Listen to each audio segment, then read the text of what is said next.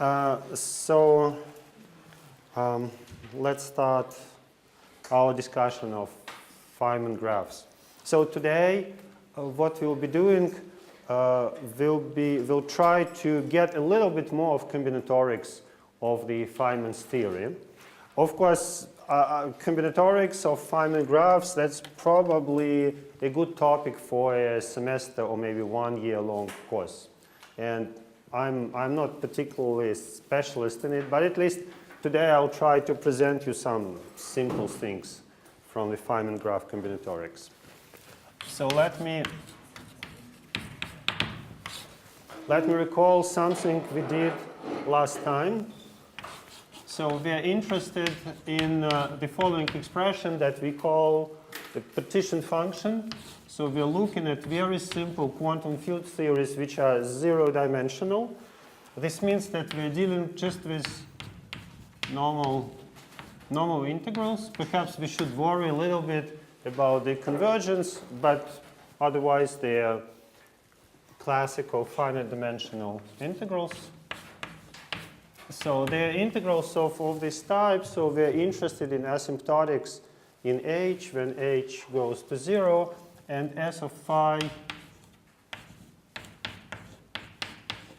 it consists of a non-degenerate quadratic form.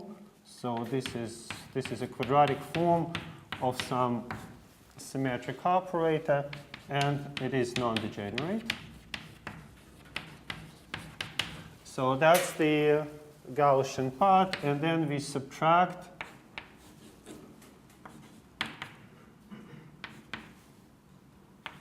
some possibly infinite sum of finite, depends on the setup. Here we introduce so-called coupling constants as coefficients. 1 over r factorial just helps us make combinatorics work in an easier fashion. And here these are degree r polynomials in phi. So our consideration is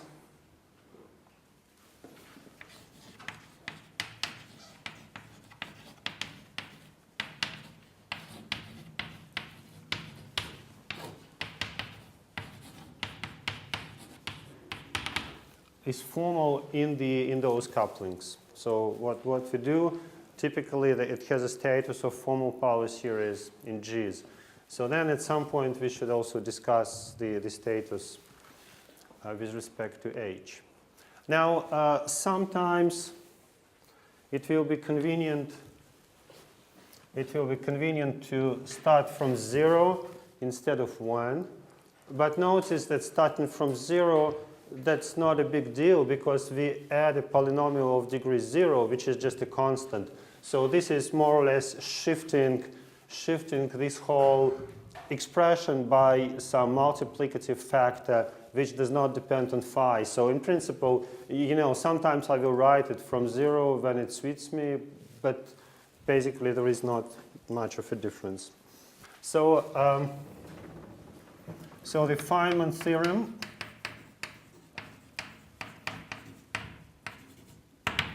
was saying that that this Z of H as a formal power series in G's, it has the following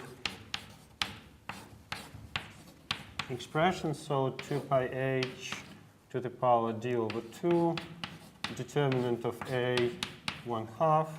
Here D is a dimension of V, and phi takes values in V. So this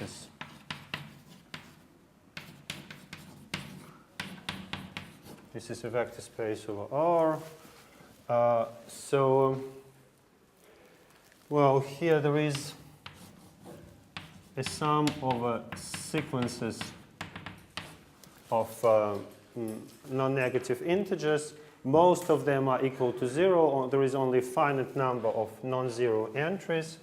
So here there is a product GR n to the power R. So that's the coefficient. Now this is sum over graphs.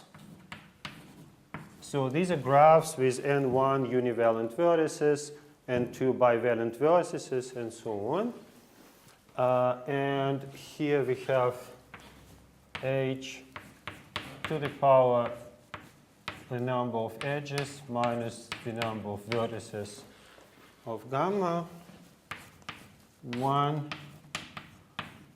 over the order of the automorphism group of gamma, and finally times f gamma, where f gamma is the Feynman amplitude. So that's a complex number associated to a graph to the set of polynomials alpha r, which represent the vertices, which are associated to the vertices of various valences, and to the inverse of alpha, or to the inverse of A, which corresponds to the edges. Right? So that's the structure that we had last time. Perhaps one more small remark that will be useful for us later. So we're always talking about the integration domain here to be V.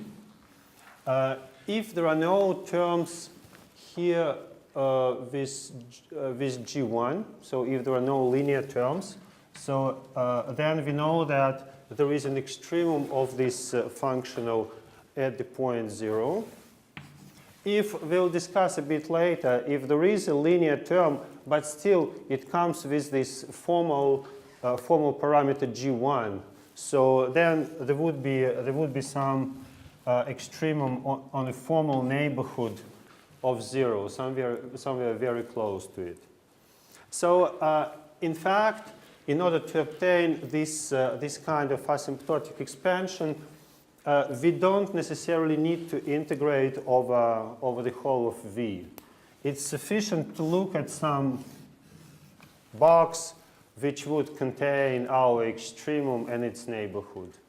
So in principle, right, what happens outside, it will give some kind of exponentially small corrections to this answer. So, and it will be useful for us at some point. We normally say we integrate over the whole space, but this will be used in one of the proofs today, that in principle we can limit the integration.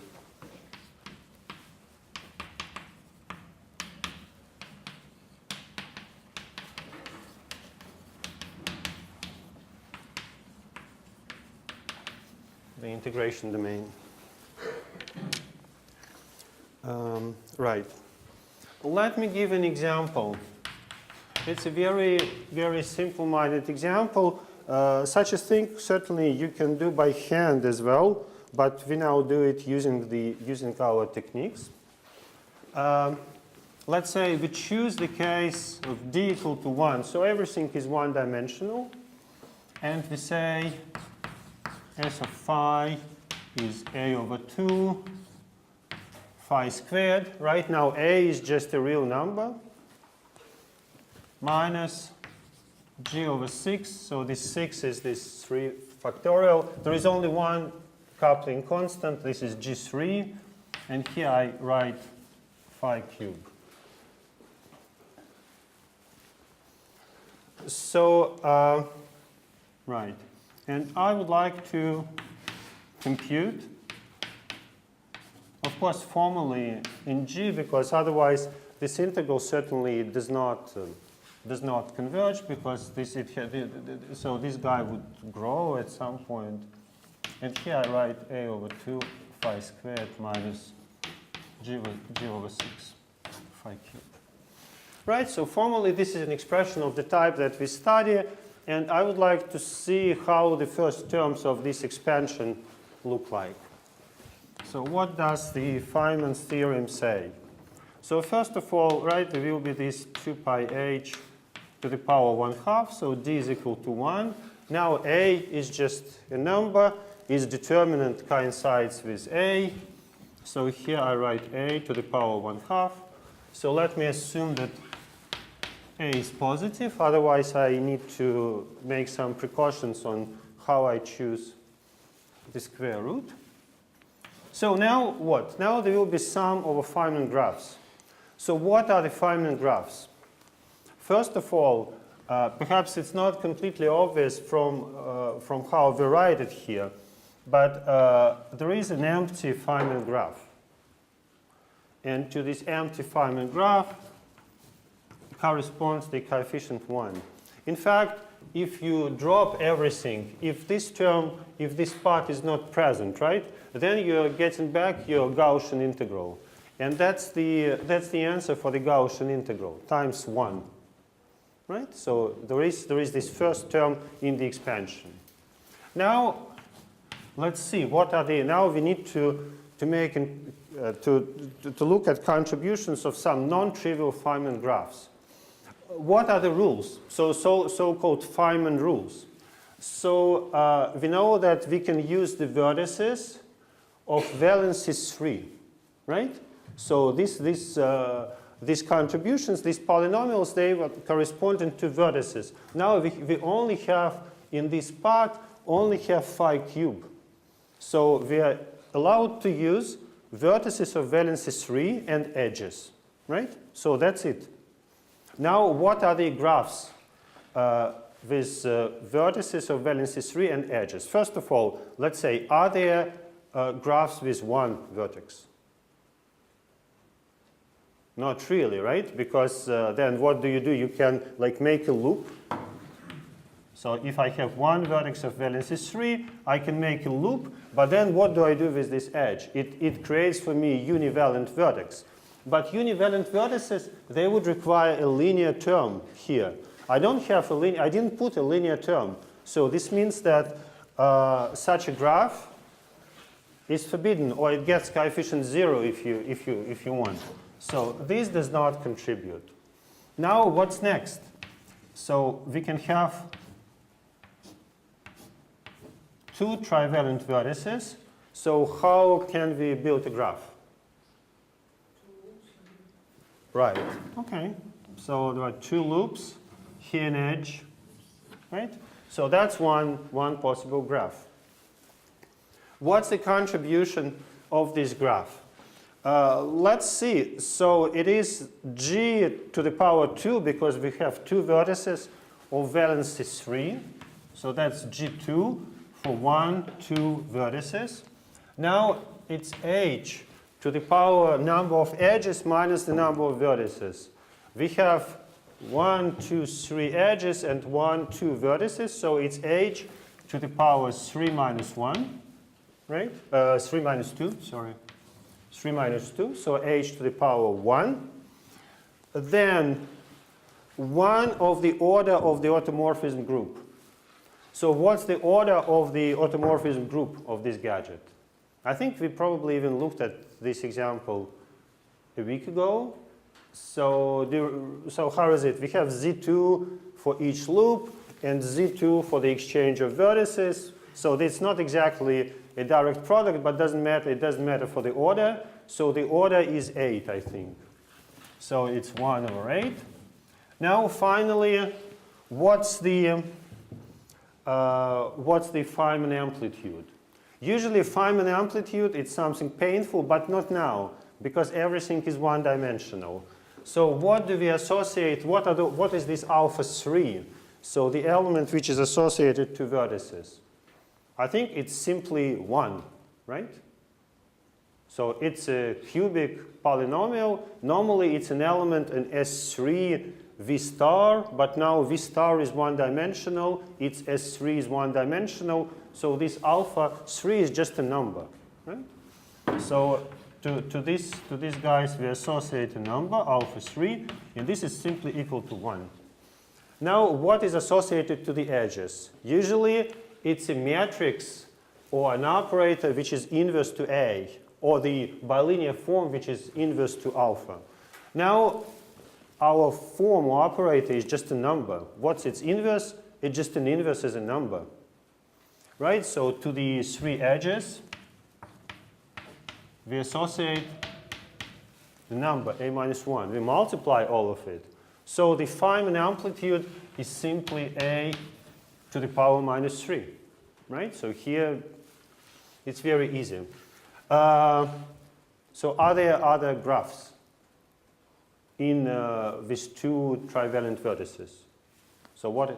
Two edges connected by two edges connected by two. Right. So we have this graph, and then we connect all the edges, right? So that's the next contribution.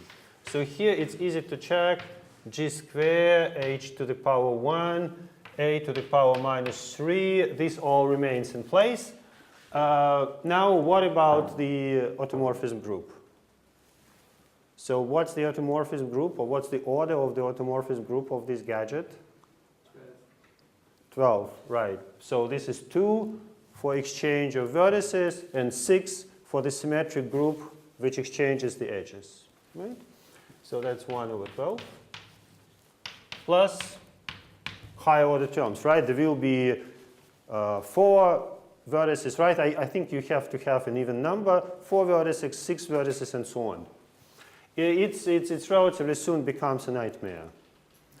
But here you see that we were able to compute those first terms, and so this is 2 pi h to the power 1/2 over a to the power 1/2, and here 1 plus. So here, if I'm not mistaken, it will be 5 over 24. I did homework and computed the coefficients, so 5 over 24 g squared h a minus 3 plus higher order terms in g, right? In the next terms, there will be g to higher powers. So this is an example. Of course, here you can also do computations by hand, but it illustrates, right? You now reduce the computation of the integral to some kind of combinatorics, easy or difficult. So, and those graphs, they give contributions, and that's the final answer. Of course, it's equivalent to computing some kind of relatively easy integral with a gamma function. So now let me prove a relatively simple but important proposition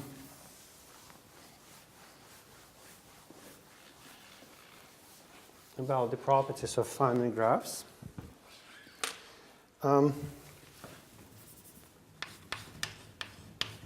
Proposition. So let's define the following quantity: small z of h and g. And here, let me do the following. Let me take a log. Let me take a log of the following expression. So I take away the Gaussian integral prefactor, and I take z of hg. Right? Recall that you see in this example, so I would have cancelled this first part, and this is 1 plus some formal power series in my parameters g. Right? So the log is well defined for such a formal power series. 1 plus something which is small. So we expect it to be a formal power series in g. Right? So this expression. So that's the definition of it, right? And the claim is that this is equal to the following sum. So this is sum again over n's. So almost all the terms, or almost all the n's vanish. Here the product over r.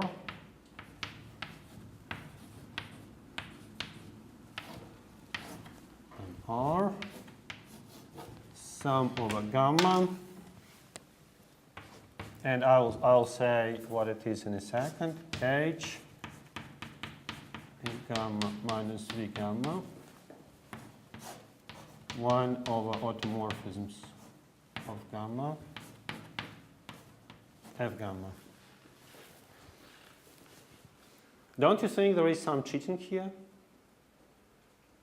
I write more or less the same thing as before as a right-hand side.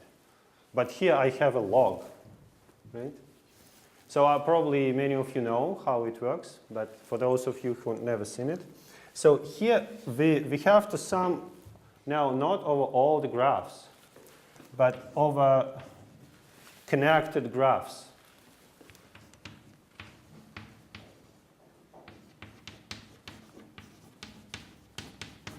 Connected graphs. And here I add n, and this plays the same role as before. So connected graphs with n1 univalent vertices and two valent vertices and so on.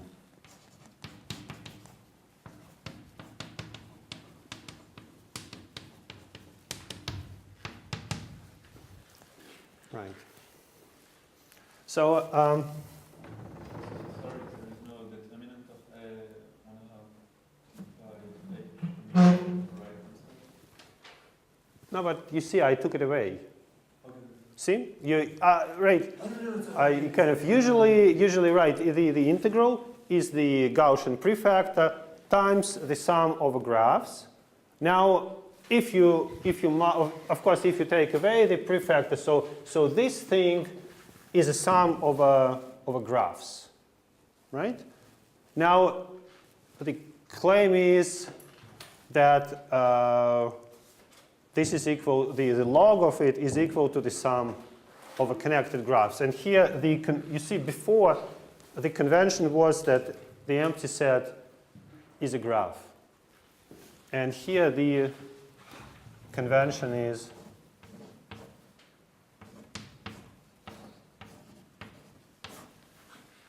that the empty set is not. Because otherwise, right, you need to do something with this one. So this is just a convention. So this is an interesting feature. You can do many things with those expressions. Maybe if we have time, I will show you some other things. And then still remain sum over graphs, but maybe with some restrictions, as here. So let's try to prove it. So there is some kind of magic, or you can say those sums, they're very well organized, in fact. And we'll see one aspect of it now. So how well these sums are organized.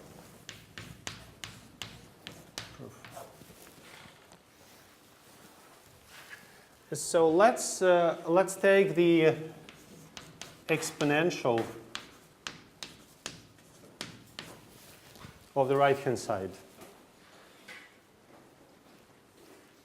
Right? In fact, the right-hand side is a sum over graphs. We can unify the sum over n and the sum over graphs in CGN as a sum of classes of connected graphs.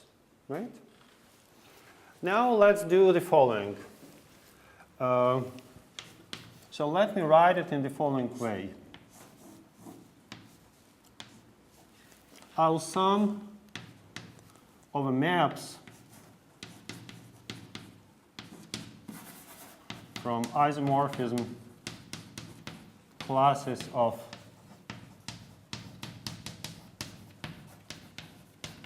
connected graphs with arbitrary number of vertices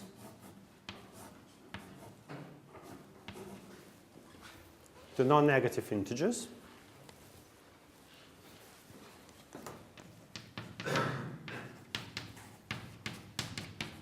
Such that almost all integers are equal to 0. So that's similar to those sums over n's, right? So almost all n's are equal to 0. So only finite number of L gammas is non-zero.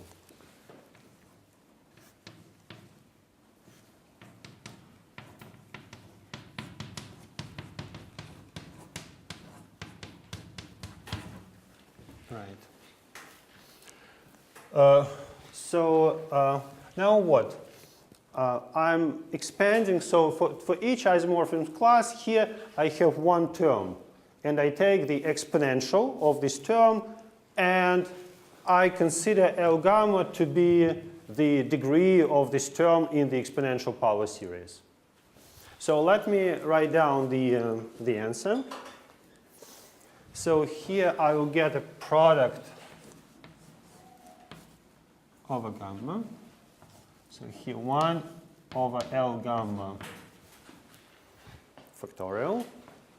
Now what is the contribution of the graph gamma? So this is a product over R, GR and R of gamma times H P gamma minus V gamma times 1 over automorphism gamma, the order times F gamma, and this is all to the power L gamma.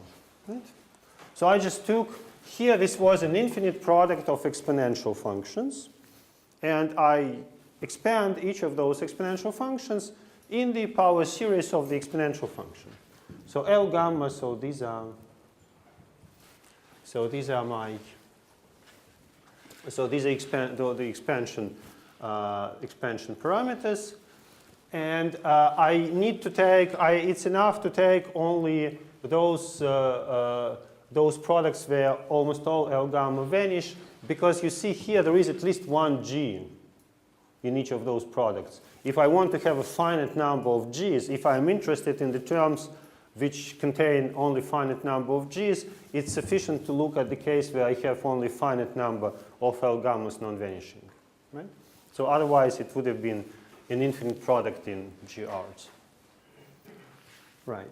So now let me introduce a notation. Let me denote by gamma prime. So I have sums of this sum, and let me denote by gamma prime the union of, let me denote it in the following way: gamma to the power L gamma. So this is a disjoint union of L gamma copies of gamma. So for each isomorphism class, I take L gamma copies of my graph, I take a disjoint union, and I take a disjoint union of all those disjoint unions. Right? So this is a disjoint union of some number of connected graphs. So these are actually connected components. All these gammas, they are connected components of gamma prime. It's clear that all the graphs come up as such gamma primes, right? Each graph consists of some number of connected components. Each connected component belongs to one of the isomorphism classes, right? So this is actually the list of all graphs. So let me rewrite it as a sum of gamma prime. So here, let me write it in the following way.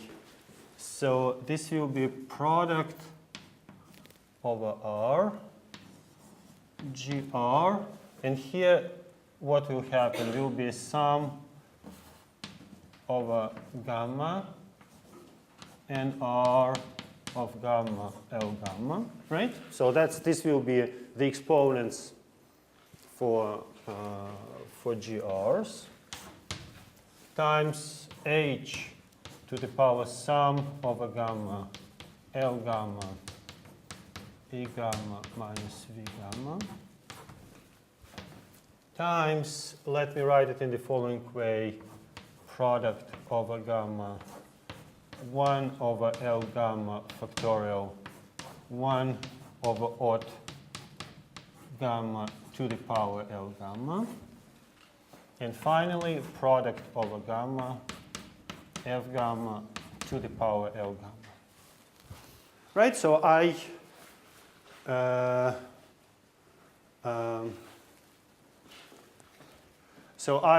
rewritten it as a sum of a gamma prime, and then for each gamma prime, I take its connected components, right? So gamma comes with a multiplicity L gamma, and so all these all these factors, these are just the factors that I derive from the sum above. Now you see I can easily reinterpret it in terms of the graph gamma prime.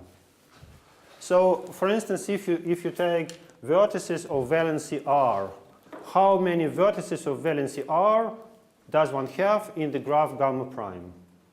Well, one should just sum over all its connected components and count how many vertices of valency R you have there.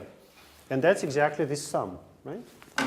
So this is an R of gamma prime. Now, how many vertices and how many edges you have in the graph gamma prime? Well, the sum of number of vertices and the sum of number of edges in all the connected components, right? So this is actually equal to E gamma prime minus V gamma prime. What about what's the Feynman amplitude which corresponds to gamma prime? Well, you have connected components, right? So you just need to multiply the amplitudes corresponding to each connected component. And that's exactly this expression, right? So this is F gamma prime. Finally, perhaps a somewhat a little bit more tricky, but not very tricky issue. What's the order of the automorphism group of gamma prime? So of course there is an order of the automorphism group of each component, right? So that's this product, right? Each component to the power of the multiplicity. But then also you have some identical components. So there will be a new permutation group with the order L gamma factorial for each connected component. So that's the group which computes the connected components which are isomorphic, right? So this is actually 1 over the order of the automorphism group of gamma prime. So you now see that if you just read this expression, we obtain exactly the statement of the Feynman's theorem for Z of Hg. And kind of, well, magic or no magic, but it's interesting, right? All these factors, they conspire to work together, including this one of the order of the automorphism group, to make again a sum of the same type with the restriction on the type of graphs, right? So this is a kind of interesting feature. These expressions, they look at first a little bit random and scary, but it turns out that there is this internal logic in them. So for instance, like taking a log, it sounds as a huge step, right? It's a kind of very complicated operation, right? If you think of those huge sums. But then they all kind of conspire together to kill all the graphs which are not, which are disconnected. Perhaps one small piece of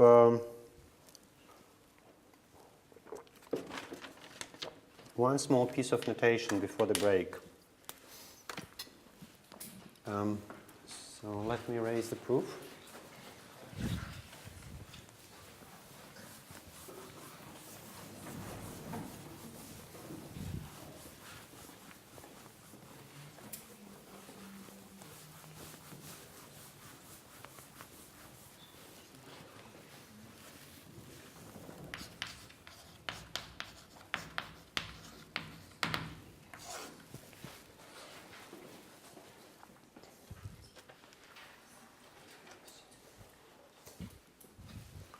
So let me denote by ZL of G with the following expression. So this will be modeled on what we have there. So I have n equal to n1 and 2 and so on. The sum of sequences, product over R, GR n to the power R. Sum over graphs in CG and L, and I'll say what L is. And here 1 over odd gamma F gamma. So what is L? This is the number of loops in gamma. And let me do the following. It's somewhat inconsistent. Let me not explain what does it mean, the number of loops.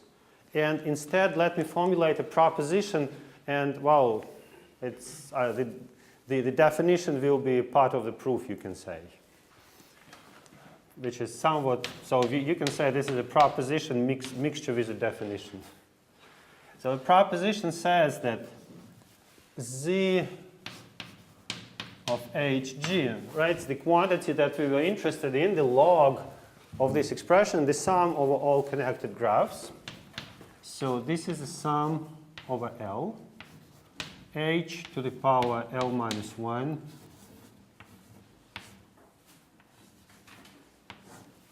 ZL of G. So you see, what I want to say basically, so this notation plus the proposition, they say that we can decompose, we can think of this Z as a Laurent series in H. And in fact, so this L from 0 to infinity in general, so this, it starts with a contribution with H minus 1. And then it continues as a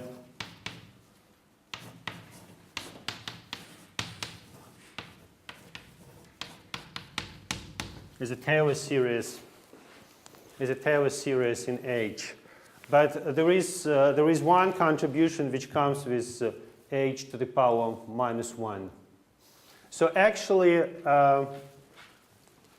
so this contribution, one can easily say what it is. So these are graphs which don't contain any loops at all, right?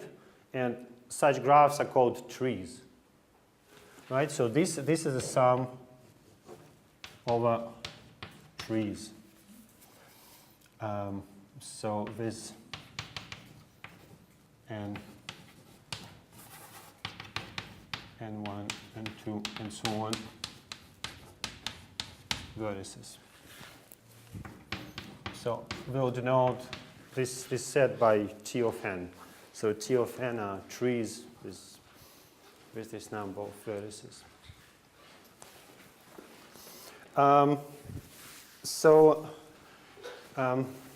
Let me give you, let's finish this our physics proof. And this is this is elegant, and as I say, it combines a proof and a definition. So we know that H, so claim,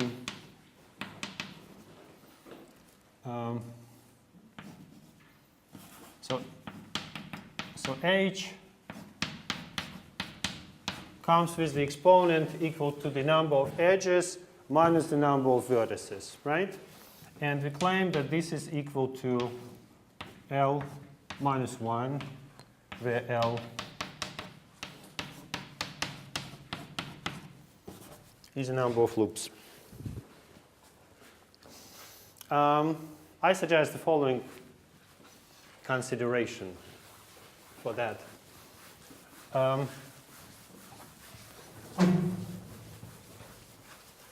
Let's choose an orientation on our graph. Let's choose it arbitrarily. So we have a connected graph, something like this, for instance. So let's choose an orientation.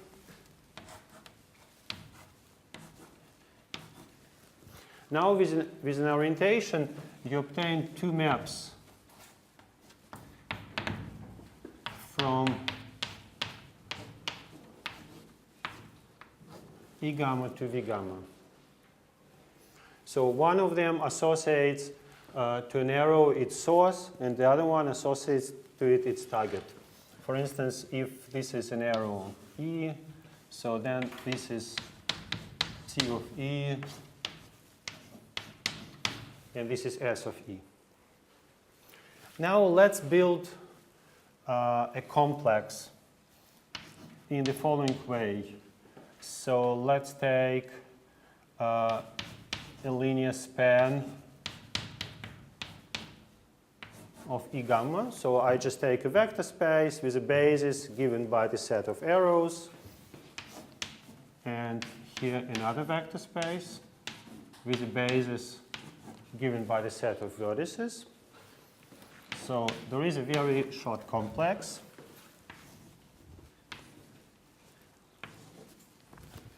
And the non-trivial part of our differential will be mapping an arrow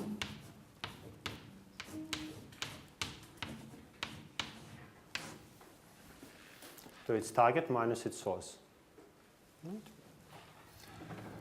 So then, well, this complex is connected, this graph is connected, so it's relatively easy to convince oneself that the zero homology, so this is a complex. The zero homology is isomorphic to R, so that's because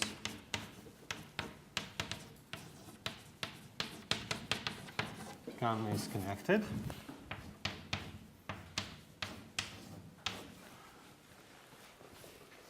And H1 of C, that's exactly this span of loops. So this is R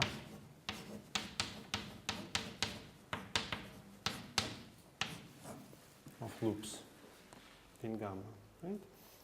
It's easy to see if you have a loop, you can build a cocycle. You just choose an orientation and you take a sum of edges along your loop.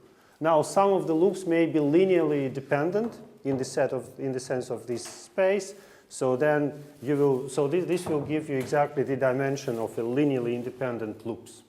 That's probably the most classical example would be the theory of electric circuits. Probably in your high school or maybe first year university, you probably heard of Kirchhoff laws, right?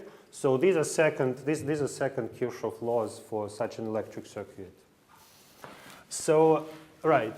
But now you see, we know that the early characteristic of our complex, which will be, let's write it in the following way. So the dimension are E gamma minus the dimension, maybe the sign, I'm not sure, depends on how you choose the sign, E gamma, right? So this is, of course, equal to number of edges minus number of vertices. This is equal to H1 of C, the dimension H1 of C minus the dimension of H0 of C. And this is equal to L minus 1. So the number of loops, which is defined as the dimension of this space. So all the higher homology also vanishes? There is no, you see, I set it up such that it had no chance to develop higher homology. Kind of, I took care of it. Right. So, so as I say, this is a little bit of a definition, because here I give you the definition of this number of loops, but it corresponds to your intuition. So that's That's a number of independent loops. And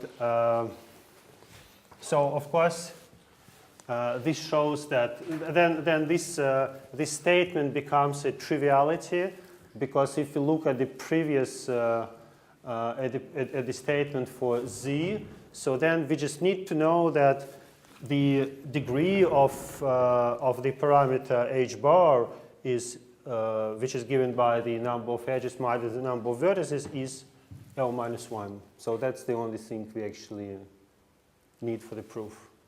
It's interesting that somehow it shows that the only negative degree which shows up in connected graphs is minus 1. Right? This is very important, both mathematically and physically. So this is a big thing, that in connected graphs, the expansion starts with h to the power minus 1, and then it continues with some kind of corrections. We'll use it at the next hour. So maybe we should, sorry for being over time, so let's have a 15 minutes break.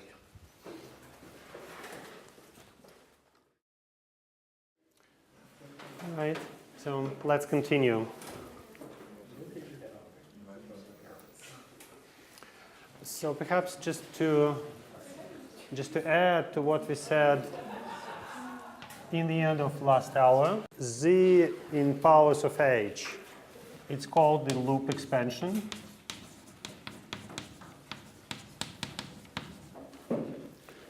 And now I want to prove something about this loop expansion.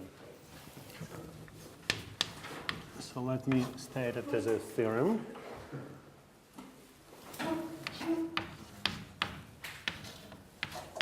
So as before,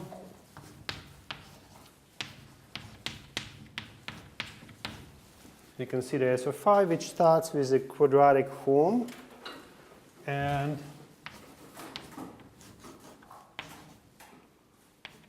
here we can start from 0 or from 1, it doesn't matter so much.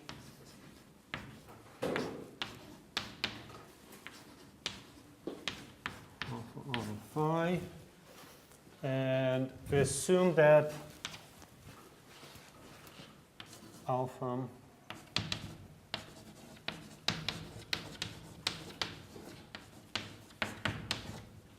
is non-degenerate. So then the following three things happen. First of all, S of phi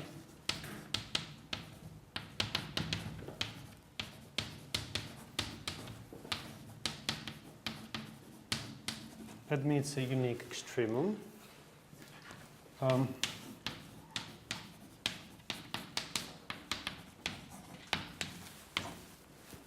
In terms of formal power series of G.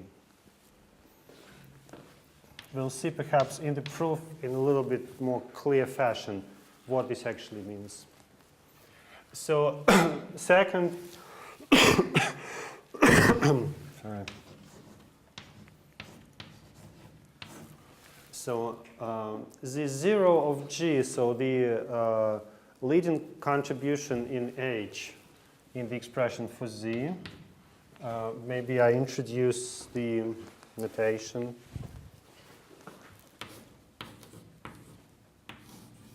Phi 0 is equal to minus S of phi 0. And third, Z1 of G. So that's this contribution. Sometimes it is called a one loop.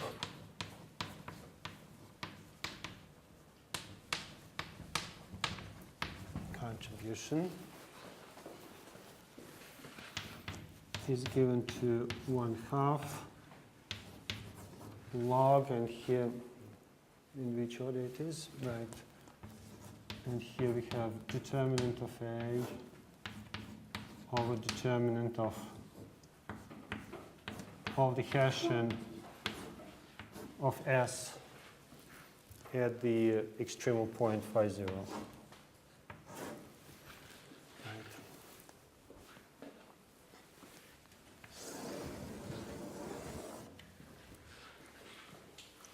Okay, so let's try to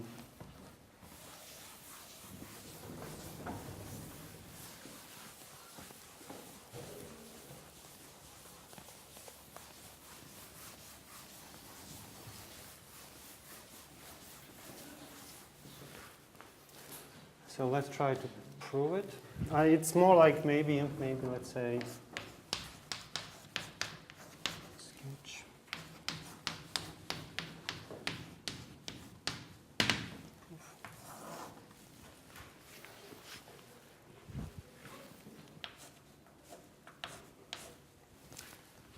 Well, now first of all, what about extrema of this function? Well,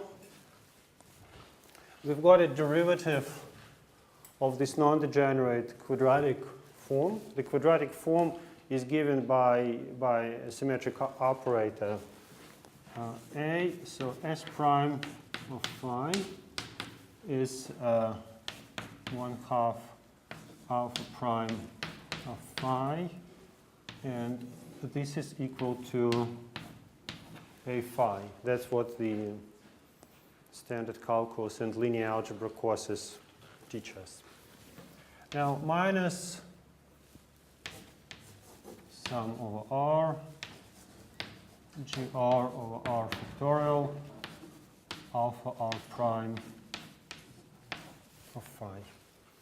So the equation for extrema says that this must be equal to 0.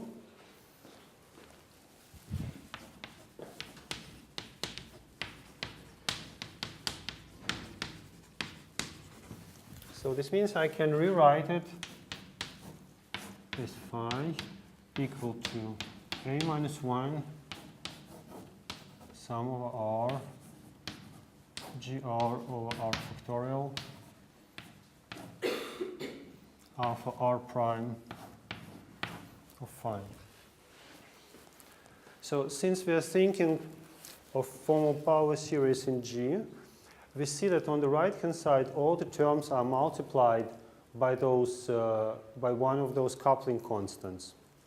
So this allows us to say the following. So this thing, in terms of formal power series, is small. The number of coupling constants on the right is smaller than the number of coupling constants on the left, which is 0. So let's denote this function by, let's say, u of phi.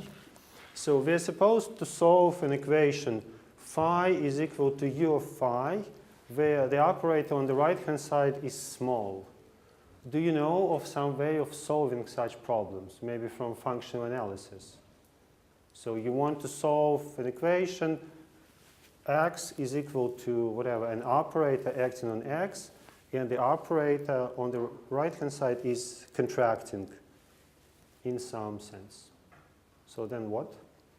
How does one solve it? You try the operator again and again. That's right. So this is just by iteration. So you kind of set up a sequence. Let's say you choose solution. Choose any starting point. Since I already used phi 0, let me call it V.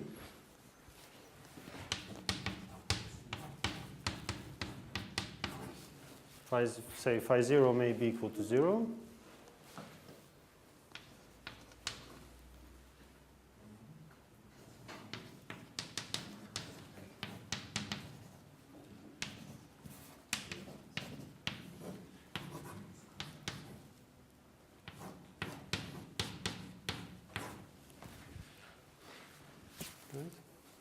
So first of all, it's clear that it converges. Converges in the sense of formal power series, because every time you repeat the operation, the number of g's increases, right? So every time you are adding something which with higher and higher powers in g. So this means already after a finite number of steps, you will be able to decide on the first finite number of the powers of g present. So then this means that this basically means convergence in terms of formal power series. So this will be your phi naught. Yeah, it's easy to see that also under those conditions it is unique, because if you choose a different starting point, then they will converge to the same thing. So this is as you do in roughly in functional analysis when you prove existence of solutions.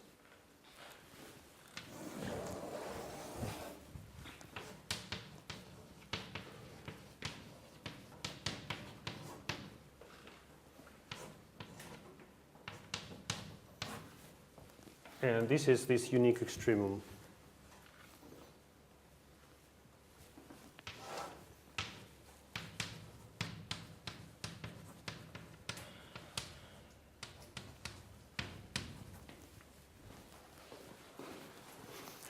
We'll see a little bit how it works in an example. So now, what about the second and the third part?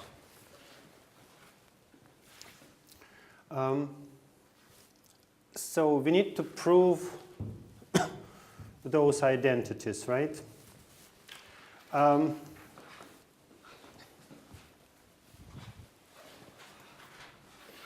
So let me first do the following. Assume that I arrange all the couplings such that the integral actually converges, right? So of course I could have chosen the kind of maybe the highest coupling to be the even coupling, right? This even coupling to be non-degenerate, right? So then with a good sign, then the integral for z of h will actually converge.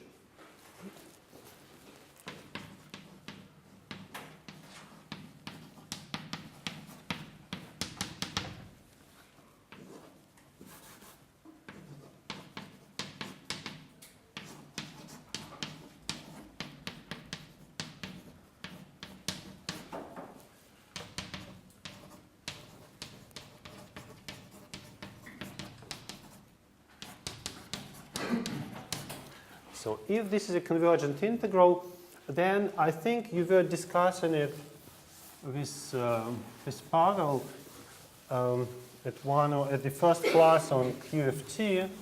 So then there is a steepest descent asymptotic for this integral, right? If it converges,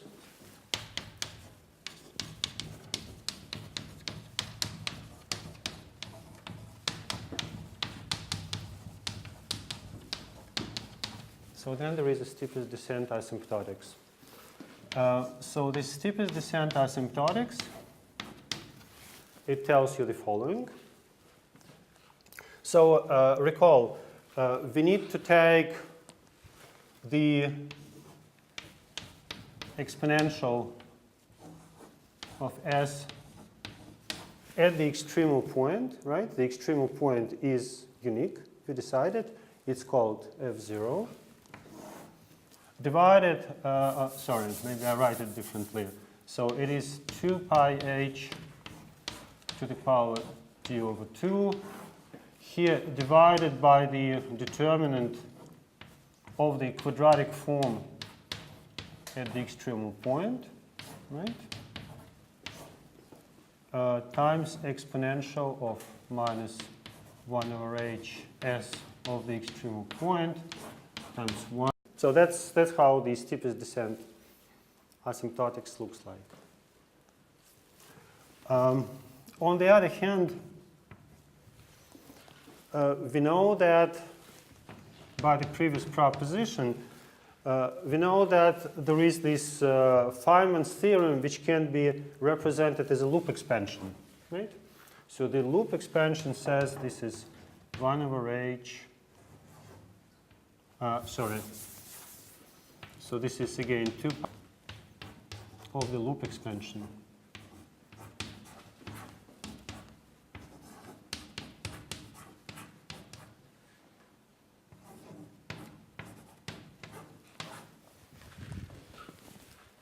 Right.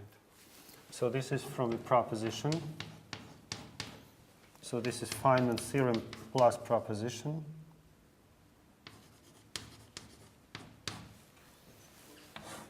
And this is the steepest descent. So we have actually two expressions in this case. Now we can simply compare them, right? So this 2 pi h to the power d over 2 doesn't play any role. Now comparing, we can actually like put, for instance, determinant to the right-hand side and take a log or whatever way. So comparison. Yeah, so let's rewrite it. Let's rewrite it in the following way. So determinant A to the power 1/2 over determinant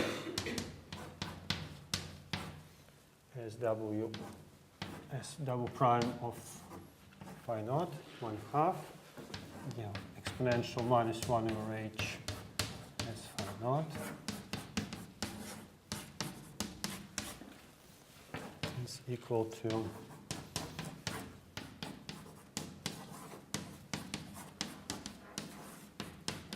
1 of g plus O of h. Right. So now let's take logs of the left-hand side and of the right-hand side.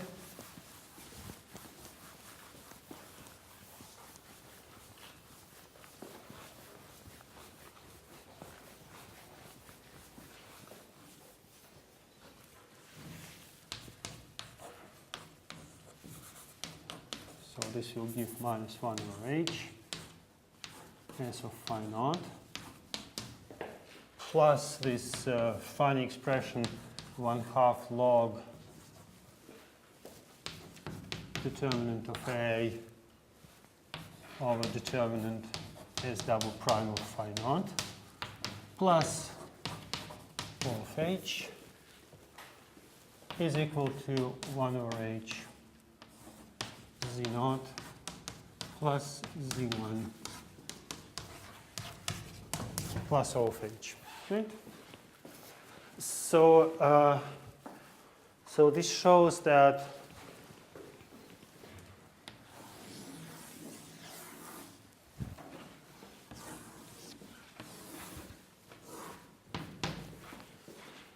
as claimed, z naught is minus S of phi naught. And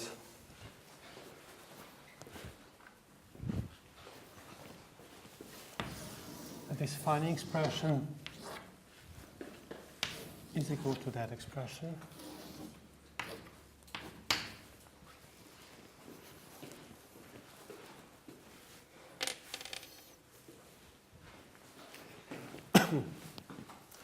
So now we proved this formula for some open set of parameters, right? So there are some parameters for which the integral for z of h converges, right? So somewhere for this set of parameters we proved that it's actually true. Now notice that these are kind of, so this phi naught is a formal power series in G. So we substitute it into this S or S double prime. So we get some kind of identities for coefficients. So if they're true on some open set somewhere, so they have to be true everywhere, right? If you have two polynomials which coincide on some open sets, so then the polynomials are the same. So, so equalities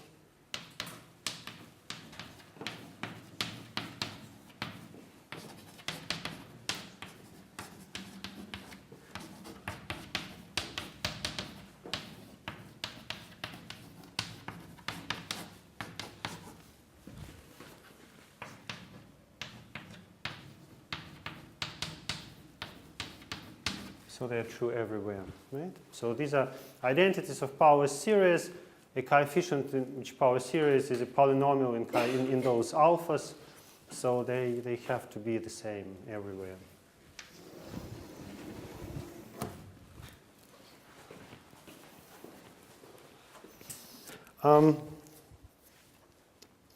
So I would like to give you a very beautiful example of how one can apply this theorem in combinatorics to rederive some standard facts, but it looks very beautiful. The only thing is I wasn't able to really memorize it, so I would have to consult my notes all the time. It's beautiful, but it has many non-trivial moves.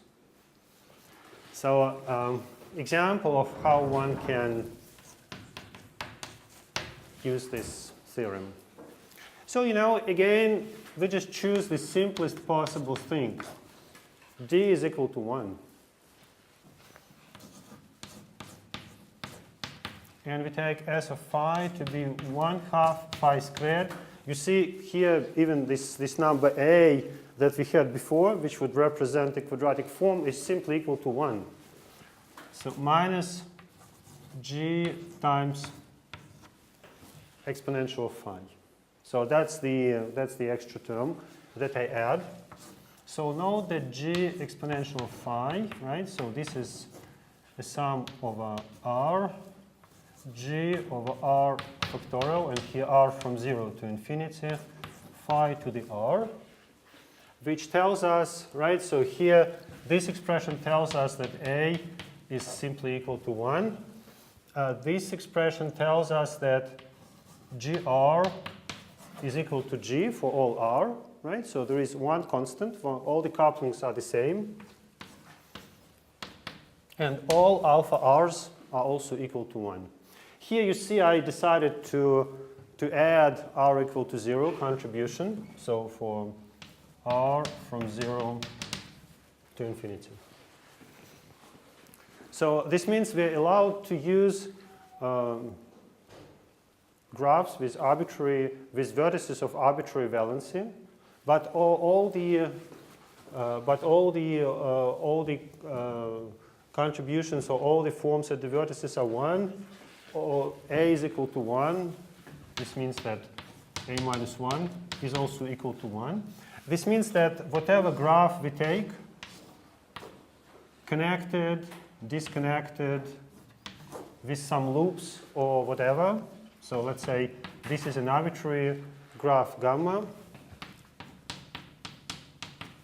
Then the corresponding Feynman amplitude is always equal to 1, right? Because everything that we put in vertices on the edges is always equal to 1. So all Feynman amplitudes are equal to 1.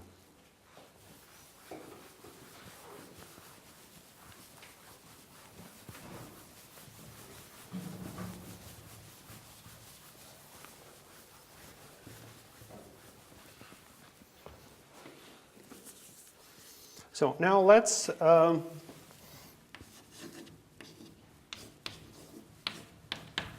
consider this Z naught of G, that expression. So what is supposed to be, right?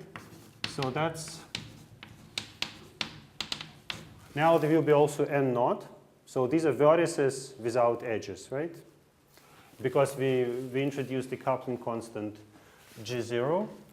So here product over R GR to the power NR times sum over gamma in Tn. So these are connected trees with that number of vertices. And here 1 over automorphism gamma times F gamma. So that's the definition of Z naught. But now in our case there are considerable simplifications. So this F gamma is actually equal to 1, right? And what happens with GR? So all GRs are the same. They're equal to G, right? So this is actually equal to G to the power of the sum of NRs. So this is simply G to the power of the number of vertices, right? So the expression can be rewritten as sum, let's say, sum over n yeah, maybe sum over gamma in T. So these are, yeah, maybe let me introduce, maybe I introduce a different notation. So this is the sum over trees with n0, n1, and so on vertices. And here, yeah, let me introduce a different notation. Let me say k, g to the k, and here's sum over gamma in T of k, and these are trees with k vertices. Sorry, I think that's probably better to have a separate notation for that. And here's simply one over automorphism gamma. So if we know z0 of g and we know its Taylor expansion, then we'll know the following combinatorial quantities. So we take trees with, so we fix the number of vertices, and we take the sum of 1 over the order of the automorphism group. So let me perhaps give an example of how such a quantity, what this quantity looks like, and then we try to compute this z0 of g. So for instance, if I take, for instance, k equal to 4, say, so then what are the trees with 4 vertices?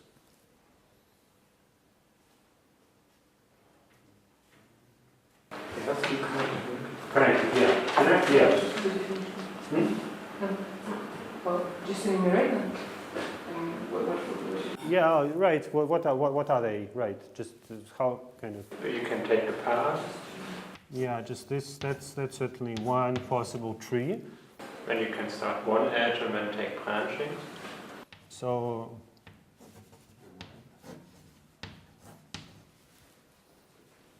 Are there any others?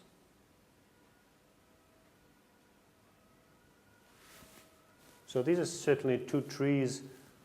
Each of them has 4. Like one vertex is the vertex.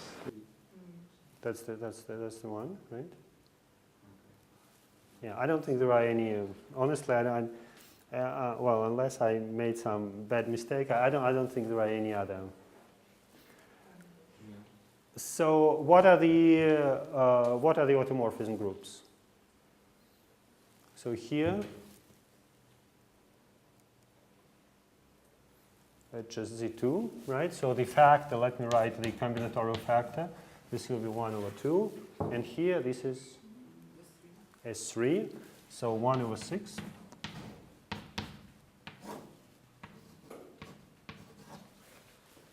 So let's go for the primary school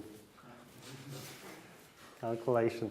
I think it's 2/3. So in principle, this number, right, should be 2/3 for k equal to 4. Now, there is a beautiful scheme how one can compute it.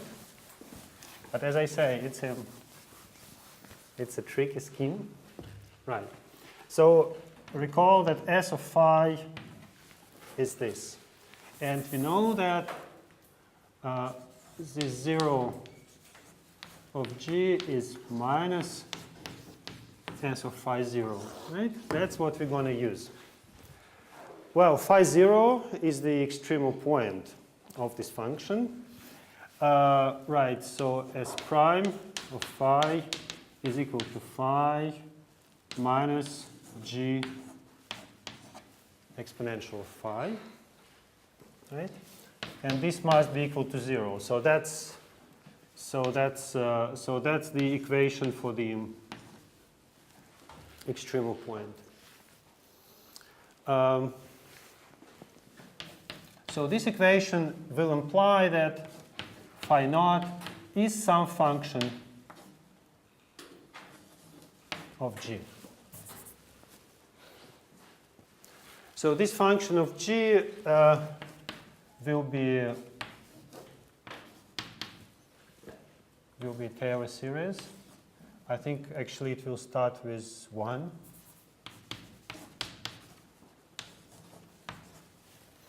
And you can imagine, recall that we actually know how it works. We write it as phi 0 equal to g exponential of phi 0, and we start the recursion. In particular, if we put phi 0 equals 0, then the first term of the recursion will be g. So it will always start with g. So there will be no constant term. And then, well, we have to do something, right? So that's right. So that's what we get. Now let's do the following. So we would like to evaluate those coefficients Fn. Well, we can think of it as an analytic function, and for instance, we can also think of it on a complex plane if you want. And so let's use the Cauchy integration formula, right? So we should divide by g to the power n plus 1, right? Hopefully. Do I do it correctly? And this is some small contour on the g plane which goes around the origin, right? So this would give us Taylor coefficients.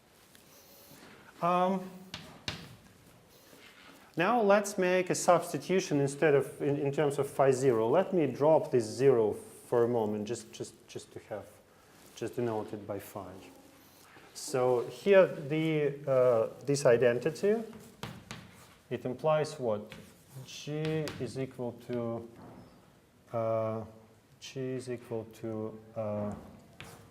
phi exponential minus phi. Right? So this will give us 1 over 2 pi integral now over the phi plane. And here in the denominator we'll have what?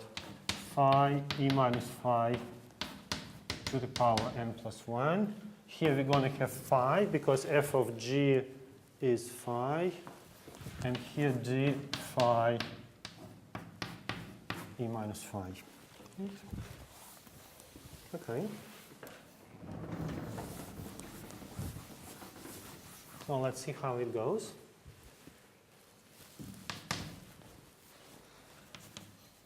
So this is 1 over 2 pi I.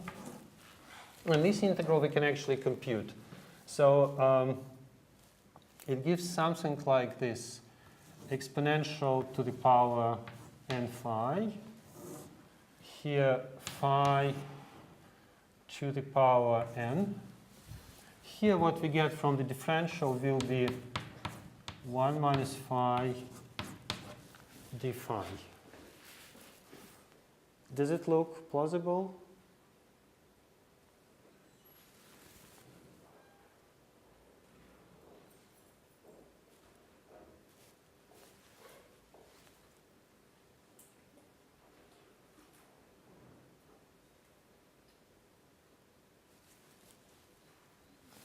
Okay.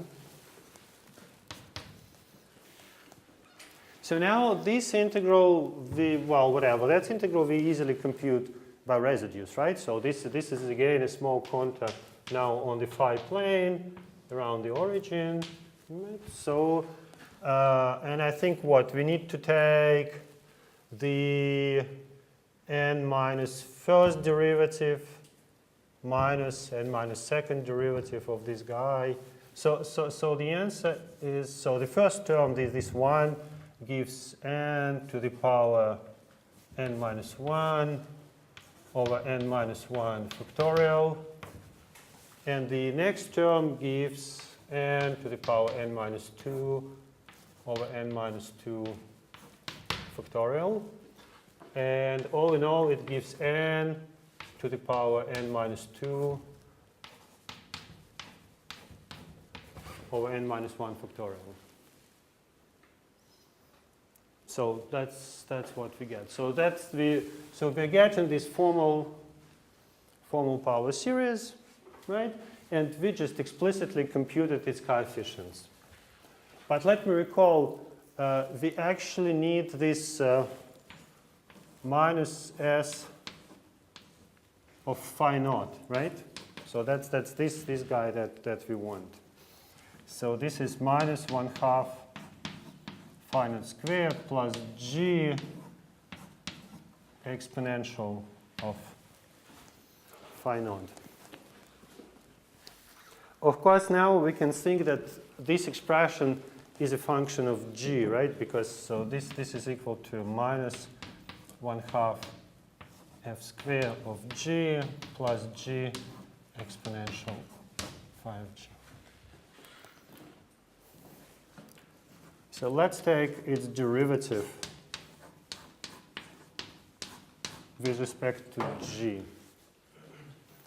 So this will be minus 1/2 f prime plus exponential of f of g plus g exponential f g f prime of g. But now recall that the function f solves the following equation, right? Sorry, here no 1/2. Okay. So the equation is phi minus g exponential phi is 0. But here we have g exponential f minus f, right, with coefficient f prime. So these two terms, they actually cancel. So we get, this is exponential of f of g. But exponential of f of g, that's the same as f of g divided by g, right? Again, because of the equation, once again. Right? So f of g is a solution of f equal to g exponential of f. Right, so this is equal to the sum over n from 1 to infinity fn g to the power n minus 1. Right?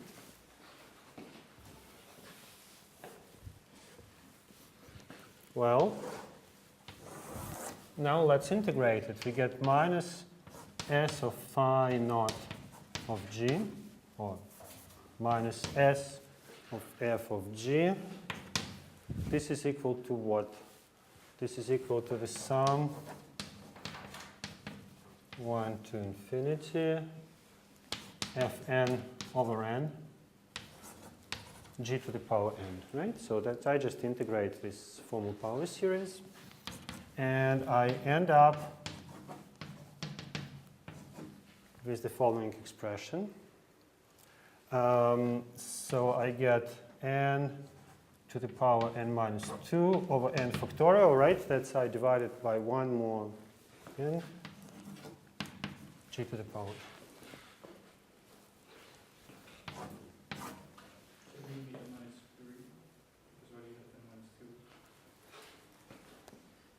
Oh, yeah, I can also write n minus 3. Sure, I can write n to the power n minus 1 divided by n minus 3 divided by n minus 1 factorial. Oh, right. Sure, let's this as you like, yeah. So this is of course equal to n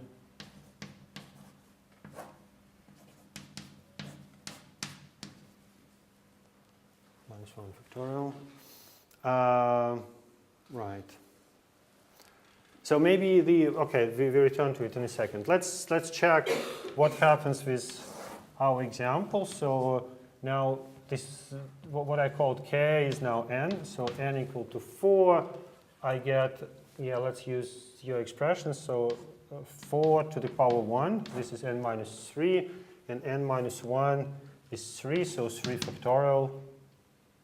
And, well, this is equal to 2/3.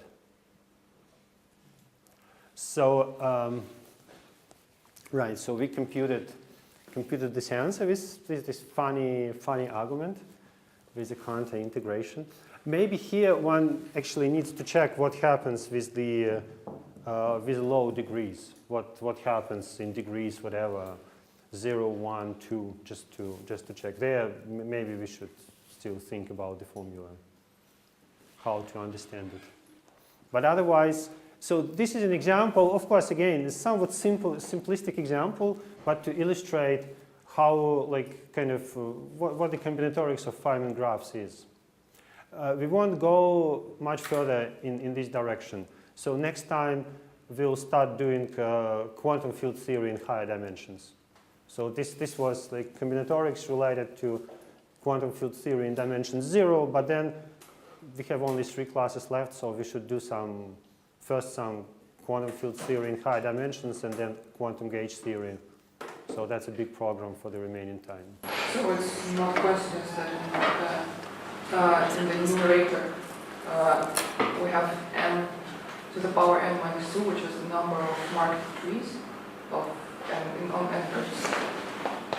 No, certainly, I mean, in this business, as you might have noticed, there is hardly any coincidence, right? Everything is put in such a way that,